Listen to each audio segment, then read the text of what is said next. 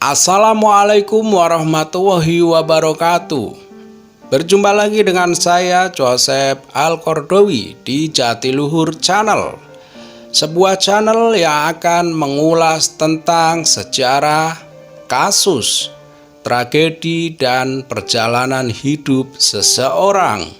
Kali ini kita akan mengupas tentang perannya Putri Chandrawati dalam kasus pembunuhan Brigadir Joshua dan fakta mengejutkan seputar dari Putri Chandrawati. Istri dari Verdi Sambo ini sudah ditetapkan sebagai tersangka dalam kasus pembunuhan Brigadir Joshua alias Brigadir Nofriansah Joshua Huta Barat alias Brigadir J.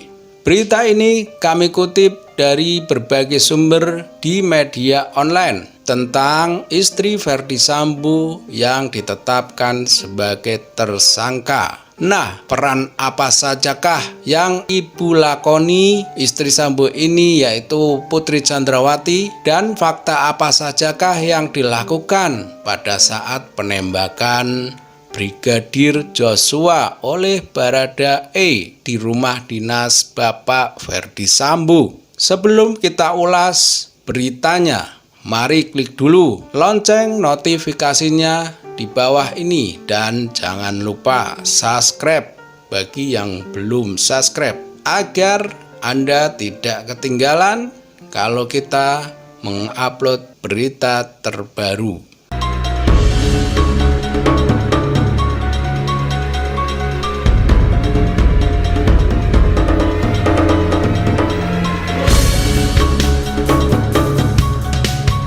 Kabar Reskrim Polri Komjen Agus Andrianto mengungkapkan fakta yang mengejutkan seputar peran Putri Chandrawati, istri dari Verdi Sambo, yang sudah ditetapkan sebagai tersangka dalam kasus pembunuhan Brigadir Joshua Huta Barat alias Brigadir J. Pembunuhan terhadap Brigadir Joshua yang terjadi di rumah Verdi Sambo, Komplek Polri, Duren 3, Jakarta Selatan pada hari Jumat tanggal 8 Juli 2022. Komjen Agus menyebutkan sebelum penembakan terjadi, Putri Chandrawati berada di lantai 3 rumah pribadi di Jalan Siguling 3, Duren 3, saat Verdi Sambo menanyakan kesanggupannya Bribka Riki alias Bribka RR dan Barada Richard Eliezer alias Baradae untuk mengeksekusi Brigadir Joshua. Keberadaan Putri ada di lantai 3 saat Riki dan Rizal saat ditanya kesanggupannya untuk menembak almarhum Joshua, kata Agus saat dikonfirmasi pada hari Sabtu 20 Agustus 2022. Jenderal Bintang 3 itu menyebut Putri Chandrawati yang mengajak Brigadir Joshua, Bribka RR, Baradae, dan KM ke lokasi kejadian. Mengajak berangkat ke Duren 3 bersama RE, RR, KM, almarhum J, mengikuti skenario yang dibangun oleh Verdi Sambo, tutur Komjen Agus Andrianto. Putri Chandrawati juga disebut bersama Verdi Sambo saat menjanjikan uang kepada Barada RE, Bribka RR, dan KM agar menutup mulut mengenai aksi pembunuhan itu. Konon Brigadir E dijanjikan uang 1 miliar, sementara Bribka RR dan KM masing-masing 500 juta. Bersama Verdi Sambo menjanjikan uang kepada RE, RR, dan KM, kata Komjen Agus Andrianto.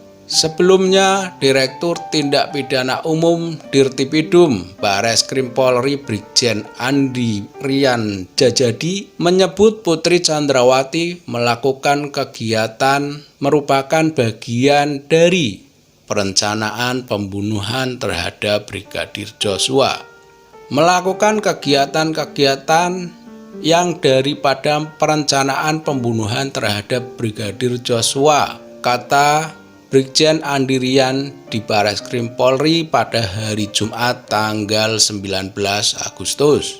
Jenderal Bintang 1 ini mengatakan setelah penyidik menemukan alat bukti berupa rekaman CCTV, Putri Chandrawati terekam dalam rumah pribadi tersebut yang berada di Jalan Saguling, Jakarta Selatan hingga lokasi kejadian. Yang diperoleh dari DVR Pos Satpam, yang inilah yang menjadi bagian dari sirkumstansial evidence atau barang bukti yang tidak secara langsung menjadi petunjuk bahwa PC atau Putri Chandrawati ada di lokasi kejadian di Saguling sampai Durensawit 3, kata Andi Rian. Dalam kasus ini, tim SUS telah menetapkan 5 orang tersangka kasus pembunuhan berencana Brigadir Joshua. 5 tersangka tersebut yakni Putri Chandrawati, Ferdi Sambo, Baradae, Bribka RR, dan KM. Ferdi Sambo CS dijerat pasal 340 KUHP, Subsider pasal 338 KUHP, Jamto pasal 55 di KUHP dan 56 KUHP. Mereka terancam hukuman mati, penjara seumur hidup, dan penjara paling lama adalah 20 tahun. Nah, itulah ulasan berita tentang Ibu Putri Chandrawati yang telah menjadi tersangka dalam peran apa yang dilakukan istri Ferdi Sambo alias Ibu Chandrawati. Nah, itulah ulasan peran tentang Ibu Putri Chandrawati setelah menjadi tersangka dan peran apa yang dilakoni istri Ferdi Sambo alias Ibu Chandrawati. Sekian dulu dari saya, juga terima kasih Anda telah menonton video ini sampai selesai. Kita harus mulai dari diri sendiri, ucapan, pikiran, dan perbuatan harus melebihi polisi-polisi yang lain. Harus bisa memberikan contoh.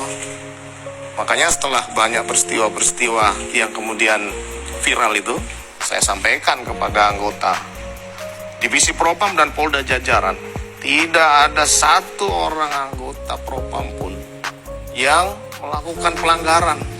Karena kita harus jadi contoh.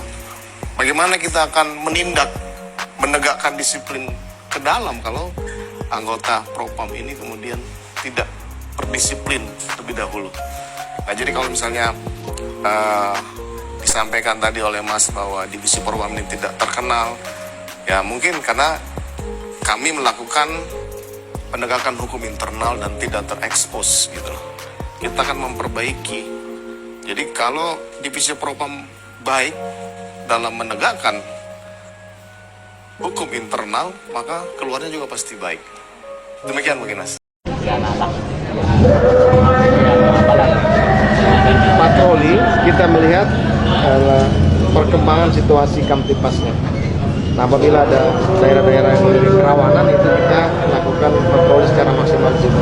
Nah, untuk wilayah-wilayah lain yang aman dan ada imbangan, nah ini kita berdayakan Babin Kamtipmas dan perangkat di desa maupun kecamatan bantu untuk menciptakan situasi yang aman ini. Jadi pada level Babin, Babinsa, kemudian perangkat desa ini harus secara simultan untuk melaksanakan sistem.